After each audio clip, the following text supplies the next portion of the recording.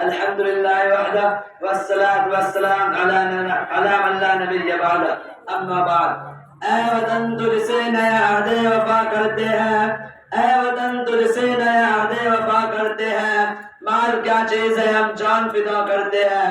سرخ ہو جاتی ہے جب چمن کی مٹی، سرخ ہو جاتی ہے جب چمن کی مٹی، اس مقام پہ تو پھول کھلا کرتے ہیں۔ ملک کے غیور فرزندوں، آج میں یوم آزادی کے اس پروگرام میں مسلمانوں کی قربانی اور ان کی جدوجہد کو مختصر بیان کرنا چاہتا ہوں، کیونکہ مسلمانوں کی قربانیوں کو ذکر کیے بغیر آزادی کی تاریخ نامکمل ہے۔ اس ملک کے لیے جتنی مسلمانوں نے قربانی دی ہے، برادران وطن نے اتنا اپنا پسینہ نہیں بہایا ہے، یہ حقیقت ہے، لیکن مسلمانوں کی قربانیوں کو تاریخ کے صفحات سے نوش کر پھینک دیا گیا، ان کو مٹانے کی پوری کوشش کی گئی، اسکولوں کالج کے نصاب سے اکثر حصے کو غائب کر دیا گیا اور دنیا کو بتایا گیا کہ مسلمانوں نے آزادی کی خاطر کوئی قربانی پیش نہیں کی۔ میں آپ کو بتانا چاہتا ہوں، جنگ آزادی میں مسلمانوں کا حصہ یوم اول سے نمایاں رہا ہے۔ انہوں نے جنگ آزادی میں معاہدوں اور رہنماؤں کا کردار ادا کیا، آزادی کی خاطر تحریکیں چلائی، بخوشی موت کو گلے لگایا، پھر بھی انگریزوں کی مخالفت میں کوئی کسر نہیں چھوڑا، کیونکہ انگریزوں نے اقتدار مسلمانوں سے چھینا تھا۔ اقتدار سے محرومی کا دکھ درد مسلمانوں کو ہوا، انہیں حاکم سے محکوم بننا پڑا، اس لیے محکومیت اور غلامی کی لڑائی انہی کو لڑنی پڑی۔ 1754 میں نواب وردی علی خان نے انگریزوں کے خلاف باقاعدہ جنگ کا آغاز کیا اور انگریزوں کو شکست فاش دی۔ کلکتہ کا ڈائمنڈ ہاربر اور فورٹ ولیم انگریزوں کا مرکز تھا۔ نواب وردی علی خان نے فورٹ ولیم پر حملہ کر کے انہیں ڈائمنڈ ہاربر میں پناہ لینے پر مجبور کیا اور انگریزوں کے سیاسی اثر و رسوخ کو دیکھ کر سب سے پہلے نواب سراج الدولہ نے یہ خطرہ محسوس کیا کہ انگریز آہستہ آہستہ ہمارے ملک میں حاوی ہو جائے گا۔ چنانچہ انہوں نے انگریزوں کو ملک سے باہر نکالنا ضروری سمجھا اور اپنی ہمت و حوصلے سے انہیں شکست دینا چاہا۔ ان کا دربار سازشوں کا اڈا تھا، انہیں شکست ہوئی 1757 میں، برٹش فوج نے انہیں شہید کر دیا۔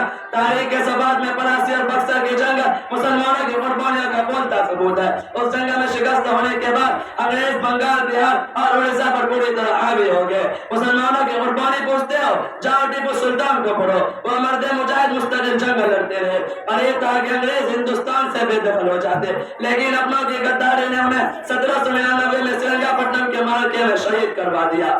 ان کا مشہور تاریخی مقولہ ہے، گیدڑ کی 7 سالہ زندگی سے شیر کے 1 دن کی زندگی بہتر ہے۔ جب جنرل حافظ کو سلطان کی شہادت کی خبر ملی تو اس نے ان کی ناش پر کھڑے ہو کر یہ کہے، آج سے ہندوستان ہمارا ہے۔ حضرات ٹیپو سلطان کی شہادت، ہزاروں افراد کے قتل کے بعد برطانوی اثرات بڑھتے چلے گئے، عیسائی مذہب کی تبلیغ کو تیزی سے بڑھانا شروع کیا۔ اس زمانے میں دینی مدارس بڑی تعداد میں تباہ کیے گئے اور وہاں پر پابندیاں لگائی، اسلامی تشخصات نافذ کرنا شروع کیا، جس کے نتیجے میں شاہ ولی اللہ رحمۃ اللہ علیہ نے ایک تحریک چلائی۔ شاہ عبدالعزیز رحمۃ اللہ نے اس تحریک کو بڑھایا اور انگریزوں کے خلاف مشہور فتویٰ دیا کہ آج سے ہندوستان دارالحرب ہو چکا ہے۔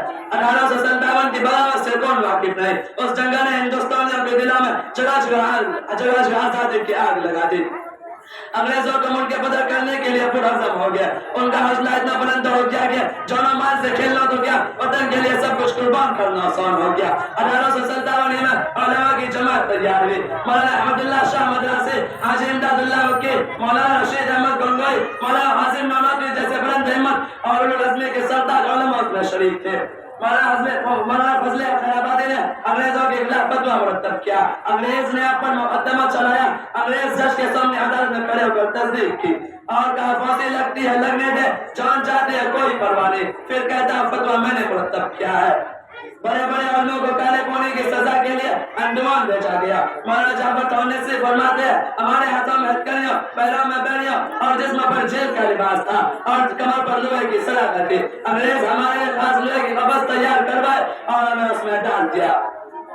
اس پنجرے میں لوہے کی چوکدار سلاخیں بھی لگوائے، جس کی وجہ سے ہم نہ سہارا لے سکتے تھے نہ بیٹھ سکتے تھے، ہمارے آنکھوں سے آنسو اور پیروں سے خون بہ رہے تھے۔ بدر کے منظمان انگریزوں کی نگاہ میں بدترین دشمن تھے، ہزاروں افراد کو پھانسی دے دی گئی یا سلاخوں کے پیچھے مرنے پر مجبور کیا گیا۔ 1917 میں شیخ الہند اور ان کے ساتھیوں کو بحیرہ روم میں واقع جزیرہ مالٹا چھلا وطن کیا گیا۔ مولانا حسین احمد مدنی فرماتے ہیں، مالٹا کے رد ہونے میں انگریز میرے استاد کو طے ہونے میں لے جاتے اور لوہے کی گرم تختی ہوئی سلاخیں لے کر کمر پر لے آتے اور ساتھ میں کہتے محمود حسن انگریز کے حق میں فتویٰ دے۔ جب जब शेख हिंद होश में आते तो ये फरमाते अंग्रेज मेरा जिस्म बिगड़ सकता है, मैं बिलाल का वारिस हूँ, मेरी जिंद उधेड़ सकती है, मगर मैं हरगिज तुम्हारे लिए फतवा नहीं दे सकता। 1919 में जलियांवाला बाग में हजारों अफराद शहीद हुए। 1920 में गांधी जी और मौलाना अबुल कलाम आजाद ने नॉन कॉपरेशन मूवमेंट की तजवीज पेश की।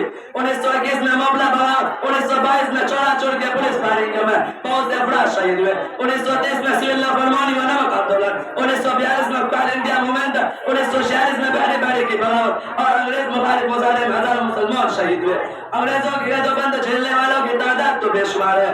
आम मुसलमानों के अलावा उलमा की तादाद तकरीबन 50,000 है। उन्हें अहम लीडरों अहम वाक़ियात के बगैर तारीख आजादी की तारीख अधूरी। इससे आपको अंदाजा होगा कि कैसे कैसे कुर्बानियां मुसलमानों ने दिया, इसके बावजूद हमें भुला दिया गया, हमारे कुर्बानियों को नजरों से ओझल कर दिया और दुनिया को बताया गया कि मुसलमानों ने आजादी की खातिर कोई जद्दोजहद नहीं की।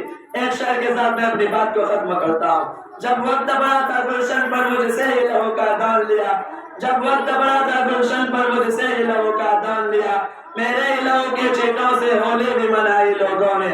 जा रहे हैं वतन की राहों में हर सिमत लहू के फव्वारे, जा रहे हैं वतन की राहों में हर सिमत लहू के फव्वारे, दुख दर्द की चोटें खा खा कर लरज़ा दिलों के गहवारे।